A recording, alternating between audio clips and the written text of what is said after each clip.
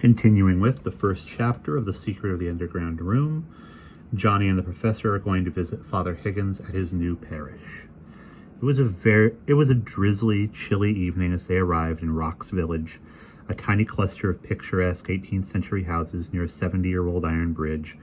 Next to the small white church stood an ugly old stone house with a rotting wooden porch. This was where Father Higgins lived, and he and the professor trotted up the mossy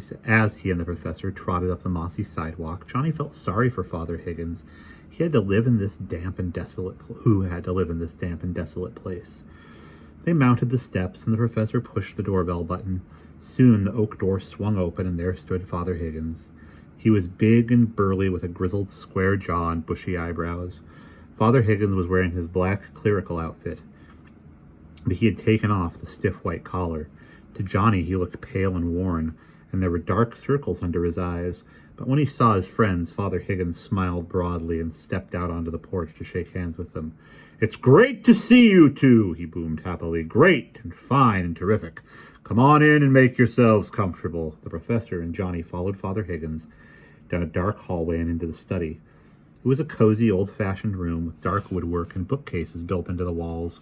A bright fire burned in the brick fireplace, and the firelight danced over two brown leather-covered armchairs and Father Higgins' huge mahogany desk. Two bronze floor lamps lit the room.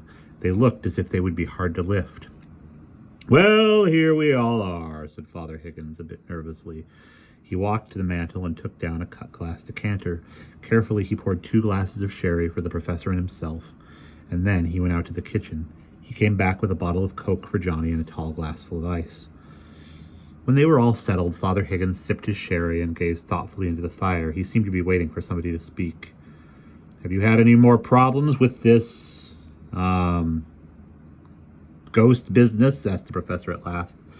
Father Higgins gave his friend a look. "I know what you think, Rod," he growled.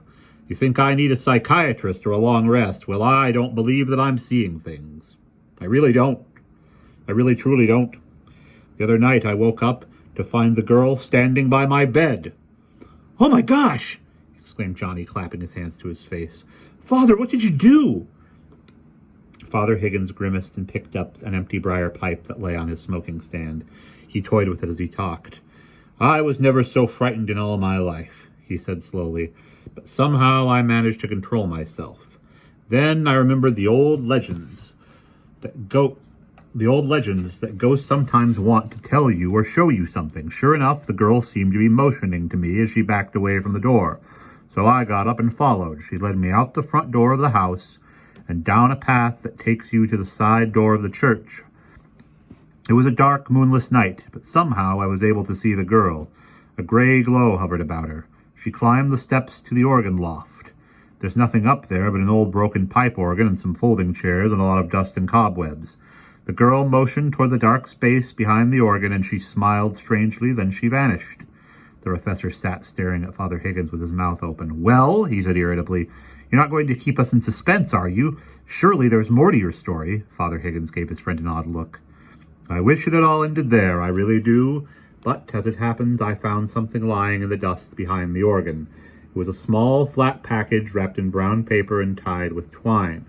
The twine was rotting, and from the layer of dust on the package, it looked as if it had been lying there for a long time, a very long time.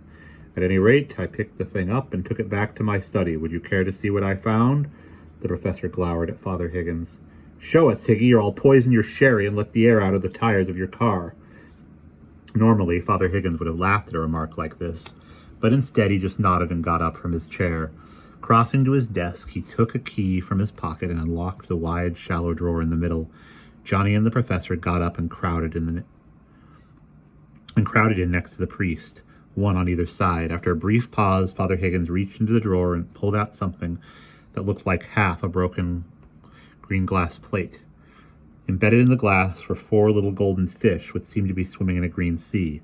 A dirty index card was held in the glass with a piece of red sealing wax, and on it these words were neatly printed: "To raise the dead." And that is the end of chapter 1.